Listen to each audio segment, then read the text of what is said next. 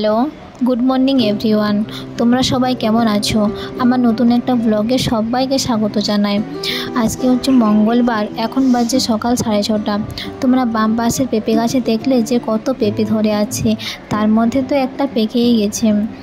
আজকে বাইরের আবহাওয়াটা ভালো হলেও কিন্তু আমার শরীরটা ভালো নেই। ঘুম থেকে উঠে দেখি আমার মাথাটা খুব যন্ত্রণা করছে আর শরীরটাও খুব খারাপ লাগছে। উঠতে ইচ্ছে করছিল না, কিন্তু কি করা যাবে বলো, ঘুম থেকে তো উঠতেই হবে। তাই উঠে বাইরের প্রাকৃতিক পরিবেশটা দেখছি মনটা ভালো করার জন্য। যেহেতু শরীরটা ভালো নেই, তো এবার আমি ব্রাশটা করে নিয়ে চলে এলাম মধু দিয়ে লেবুর শরবতটা করব বলে। তো আমি দেখলাম মধু শেষ হয়ে গেছে, তাই নতুন একটা প্যাকেট বের করলাম। এর মধ্যে একটা রেখে দিলাম আর একটা ব্যবহার করছি। এবার লেবুর রস নিয়ে নিচ্ছি আর এর মধ্যে দিয়ে দেব 1 চামচ মধু। তারপর গরম করে রাখা জল, ওই গ্লাসের হাফ গ্লাস থেকে একটু বেশি। আমার যেহেতু সকালবেলা প্রতিদিন 7:30টার সময় পড়া থাকে, তাই সকালবেলা ব্রেকফাস্ট করা হয় না, তাই 9:30টার দিকে ব্রেকফাস্ট করছি আজকে ছোলার ডাল দিয়ে মুড়ি।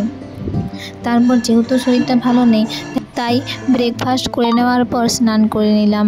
স্নান করে বাইরে বেরিয়ে দেখি যে পেঁপে গাছের ওখানে একটা পাখি আছে। আগের দিন বলেছিলাম না যে সকালবেলা পাখিগুলো কিচিরমিচির করে, তাদের মধ্যে এটা হলো এক ধরনের পাখি। তারপর এই যে তোমরা দেখতে পাচ্ছ এক তুলসী গাছ, এটা আমি অনেক দিন আগে নিয়ে এসেছি, প্রায় 1 মাস হতে চললো। আজকে মিতু বলছে চলো গাছগুলো লাগিয়ে নিই। তো দেখতেই পাচ্ছ ওই গাছের গোড়ায় একটা শামুক আছে, জানি না কোথা থেকে চলে এসছে, কিন্তু আমি যখন নিয়ে আসি তখন কোনো ধরনের শামুক ছিল না। আর এই হলো দেখতেই পাচ্ছ তোমরা, গাছ লাগানোর জন্য প্রস্তুতি চলছে।